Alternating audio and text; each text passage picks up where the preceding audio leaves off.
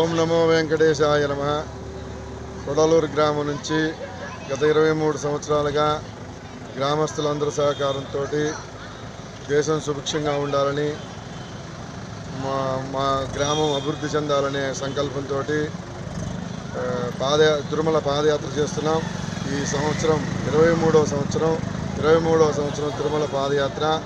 ఈసారి 80 మంది స్వాములు ఈ యాత్రలో పాల్గొంటున్నారు.